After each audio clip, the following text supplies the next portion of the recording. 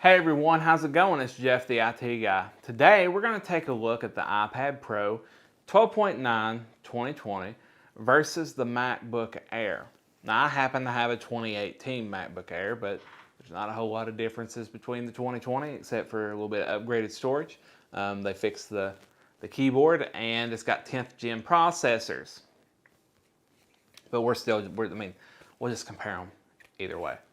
And so if you don't know, of course, the iPad Pro is Apple's highest end iPad. It is the iPad for professionals. That is why it's called the Pro. It works with the Apple Pen 2. It's got a 120 hertz screen, which is awesome. It's got 6 gigs of RAM, the A12Z processor. It's a slight upgrade over last gen's A12X.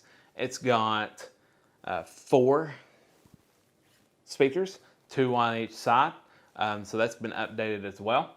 It's got a USB-C port, Thunderbolt port, which is awesome. It's not that lightning connector, so that means that you can connect this to docks and other USB-C type things.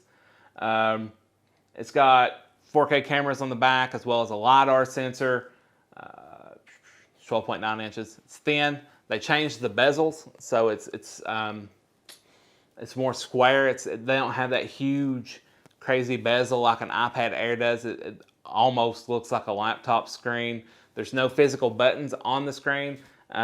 You've got, of course, your power button and volume buttons on the other side. So, and then it doesn't come with a keyboard or anything.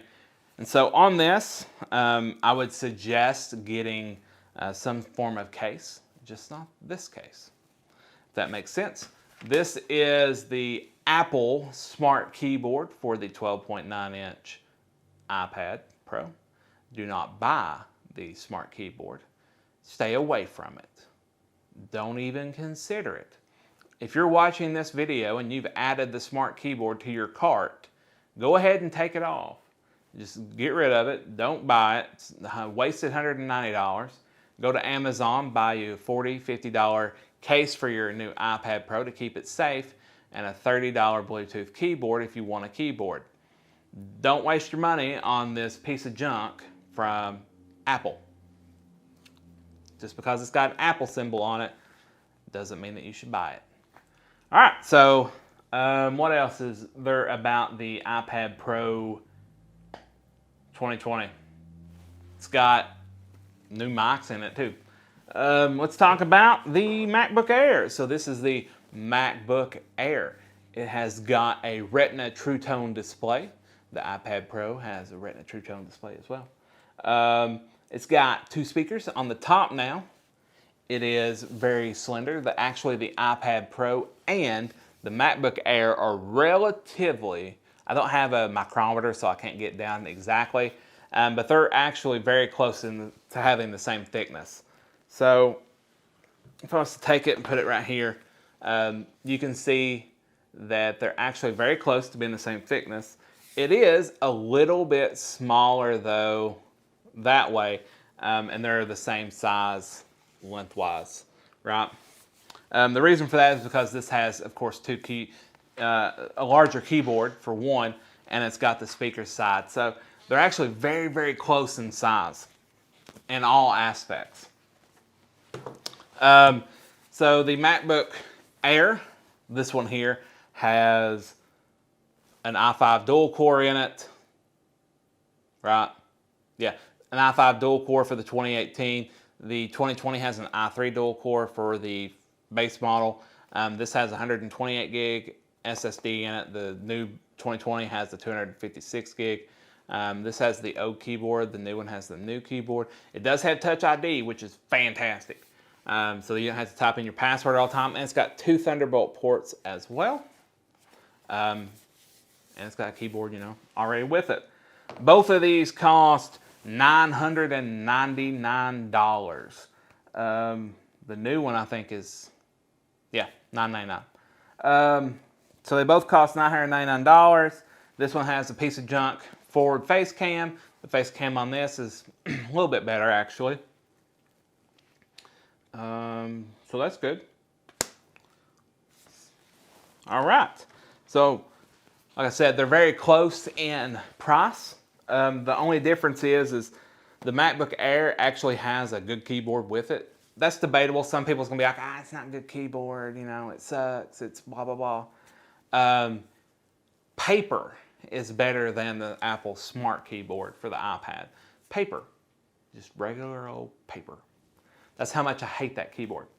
So $9.99 for the MacBook Air. You get the keyboard. That's great. Nice keyboard. Decent. Okay, we'll say decent. iPad Pro is $9.99 plus $190 for the Smart Keyboard, or $350 for the Magic Keyboard, which is outlandish. So when you start talking about it, the iPad Pro with a keyboard, this one exactly, is actually $200 more expensive than the MacBook Air. So let's talk about the performance between the two contenders here. So the iPad Pro gets a Geekbench score of 1101 for single core and 4700 for multi-core. The MacBook Air gets 1104 for the single core and 2848 for the multi-core. Now, it is very important to state that these two use two different architectures for the CPUs. The iPad has an ARM processor and the MacBook Air has an Intel or an x86 processor. Now, if you don't know anything about the difference between the two, then that's fine. Just know that they're different. It's more like apples to oranges instead of apples to apples. And that's as far as we'll spend on that. When it comes to something like video editing, the iPad Air can use Adobe Rush as well as iMovie. And so Adobe Rush on the iPad Pro for Adobe Rush for a 4-minute video clip is 4 minutes and 34 seconds to export to 1080p. iMovie for the same 4-minute video clip was 2 minutes and 10 seconds. Okay. With the MacBook Air, I didn't do that video clip because I didn't feel like it at that point in time. I don't particularly like iMovie. I use Final Cut Pro. So to do a 9-minute video on the iPad Air by itself without using an eGPU was like 30 minutes or something. It's pretty high in Final Cut Pro, and that's with a lot of transitions, color correction, things of that nature. Don't use a MacBook Air for video editing. Just don't, unless it's all you can afford, and then I guess go for it. So let's talk about the use cases for these. For the iPad Pro, this is for someone who wants a laptop-like experience as well as an iPad-like experience. And it does both relatively well, right? I mean, it's too big, I think, to use as just like a normal everyday iPad. Like it's big, you know? I mean, it's not too big, but like it's big. It feels very fragile to me. Like it doesn't feel sturdy like the older iPads or the iPad Air. It's thin, and maybe it's like the super sturdiest thing ever, but it doesn't feel really sturdy to me. It's a little bit cumbersome if you're trying to use it like an iPad, but then again, it's not. You know, it actually does really well for its size, you know, to read things, play around on YouTube, etc. Using it as a laptop is actually very, very nice. And a touchscreen laptop is that. I don't use it with the Apple Smart Keyboard because it sucks. I use it with like a little stand, like a $12 stand off Amazon, and a Magic Keyboard from like 2012. So that's how I use it every day, and I enjoy it. So let's talk about battery life then. No, actually, I use it every day, and I enjoy it quite well. I use it for meetings and Slack and working in spreadsheets and writing documents, taking notes, things like that. And it works really well as both an iPad and a laptop. I also use it to consume media sometimes. The iPad Pro has like I said, the 4K cameras on the back, which are really good. It's got new mics in it as well as new speakers. And so what that means is that if you're wanting to get into, say, something like YouTube, you can record video on this. You can take excellent photos, and the mic quality isn't the suck. And so you don't have to buy an external mic to begin with. And you can do everything from start to finish. From the time that you have an idea in your head and you put the notes in your iPad, to taking thumbnail photos, to recording the video, recording the audio, to making your thumbnails, to editing the video using either iMovie or Adobe Premiere Rush, and uploading it to YouTube in one device for $1,000. That's great. That's cool. That's awesome. I mean, that is fantastic. Apple hit the mark on this device when it comes to that, if you like iPad OS. Right? Okay, so let's switch over to the MacBook Air. The MacBook Air is your traditional laptop, like I said. It's sturdier to me. I don't think the screen looks as well as what it does on the iPad Pro, and that's because it's not as good of a screen. The battery life between the two is very consistent between each of them. They're actually about the same. For the iPad Pro, I was able to go all day long during my job. So it's about, a 9 to 10 hour day of being on meetings and slacking and all sorts of stuff. And it lasted all day long, and I had about 30% left. You can do the same thing on the MacBook Air. It has about 10 or 11 hour battery life. It does heat up and stuff like that during Google Meets, which is strange that the iPad Pro doesn't have that problem, and it could just be because of the difference in the architectures. MacBook Pros do the same thing with Google Meets. I don't know what it is about Google Meets, but it just absolutely destroys MacBook Airs and MacBook Pros for some reason. So it is, like I said, about the same thickness. It's thin. It's traditional laptop experience. I love the MacBook Air. I really do. And so you can actually use OS X apps on it, etc. And this is for someone who, like I said, wants that traditional laptop experience, but maybe wants an iPad all on its own instead of having it with this. Or as one device such as that, right? The performance, it doesn't care. Tell you what really sets these two apart. This one right here has a 3.5 millimeter audio jack. Oh, buddy. And it does have, like I said, 2 Thunderbolt ports, which is great. It's fantastic. So, let's talk about who these are for then. I already mentioned about the iPad Pro a little bit. And I've already mentioned a little bit about the MacBook Air. And so we'll talk about who it's about and then finish it up with which one I would choose if I had the option. Like I said earlier, the iPad Pro is for someone who wants a laptop experience as well as an iPad experience and only wants to buy one device. And that's really what sets it apart, is the fact that you can get very close to both experiences. You can get both experiences, not very close, but you can get both experiences out of one device. Now, if you have apps that only work on OS X, then the iPad will not do that. The MacBook Air is for someone who wants a very light Ultrabook, or I guess you could call it. There's not a whole lot ultra about it, but a very light laptop that has a small form factor, that has a decent keyboard, that feels sturdy and has a good screen, and wants it in a 13-inch form factor. And so if you use applications that only work on, say, OS X, then you're going to want a MacBook Air. And it is a lot easier, from my experience, to use this. Using the iPad Pro in my lap isn't a fun experience. The keyboard is small on it. The keyboard sucks. The smart keyboard sucks. Using it in your lap, it's not stable enough. It's just not stable enough to use in your lap. And if you want to use a device on your lap, say you're reclining in your recliner or sitting on your couch or in bed or whatever, then you need something like the MacBook Air. The iPad Pro is probably not going to do it. Now, if you want to have an iPad in the bed or on the couch or whatever, then the MacBook Pro is not going to cut it.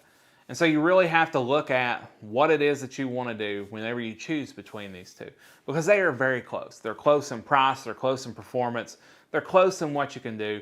And the main difference is if you want an iPad experience, get an iPad Pro, and if you want the true laptop experience, get a MacBook Air.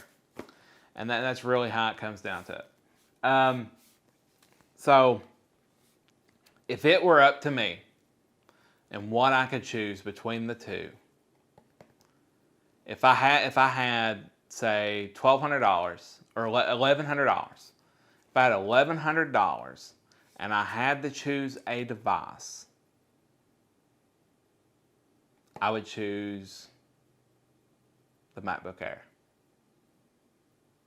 I would choose the MacBook Air if that's all I could afford.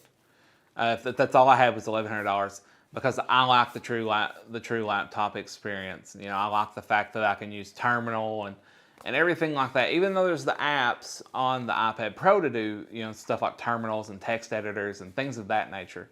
For what I like to do in my spare time, I would prefer the iPad, or not the iPad, but the MacBook Air. That's what I would choose. And that's me personally. That's me personally. That being said, though, I could live with the iPad Pro if that's all I had. I could do everything I needed to on the iPad Pro almost. So, whenever you're considering between the two, just keep that in mind. Keep that in mind. If you want the true laptop experience and don't want the iPad experience, or you want two different devices, go with the MacBook Air. It's really great. The MacBook Air is great for students who don't want an iPad. It's perfect for that. It's perfect for the person who just wants to surf the web and have a laptop and wants something that'll last. The MacBook Air, it's fantastic. If you're a student and you want like an iPad and a laptop and you want to be able to use the Apple Pen too, the iPad Pro all day. I would recommend the iPad Pro to every single student in the world who is in college as their single device to use for all 4 to 5 years. The iPad Pro every single day of the week over the MacBook Air. Every single day, every single minute. Don't fool around with the MacBook Air or MacBook Pro or whatever unless you are a CIS or a CS student, or you're doing like CAD or something. But that's like fringe, right? Then you're gonna want. Then you have special things that you have to go into anyways. If you're like a CIS or a CS student, go ahead and get you a MacBook Pro. Just go ahead and buy the MacBook Pro. You don't have to get the $1,900 one, but like the $1,200 one's fine. That's what I used whenever I went through college to get my CIS degree. So, it's all up to you though on what you want to purchase. This has been my comparison of the iPad Pro versus the MacBook Air. Each of them have their place. Each of them can do very similar things except for the MacBook Air. It's not as versatile. It really isn't. It's not as versatile. However, you get the true laptop experience. You get a decent keyboard, and whenever you look at it that way, it's cheaper. I like cheaper. But it's cheaper, but it doesn't feel cheaper, if that makes sense. So, thank you all for watching. If you have enjoyed this video, go ahead and leave a like. Leave a comment. Tell me which one you would choose. So this is my question to all of you. Everyone who makes it this far in this video. Which device would you choose? iPad Pro or MacBook Air? And tell me why. And so if you like these videos, like I said, go ahead, leave a like, leave the comment like I just asked. And go ahead and subscribe if you haven't already to. 90% of the people who watch my videos, out of like the 20,000 views I get a month, 90% are not subscribed. I have a lot to offer you, 98% of people that aren't subscribed. Please subscribe. Keep these videos rolling so I can keep helping you. Stay tuned for some stuff. We're going to actually start looking at Windows stuff here on the channel and doing cool things like that. Listen, I hope y'all are staying safe out there and practicing good social distancing. And like I said, staying safe and enjoying the weather if it's nice there. If it's not, then I guess enjoy the inside. Listen, thanks for watching, and I hope y'all have a great day. See ya.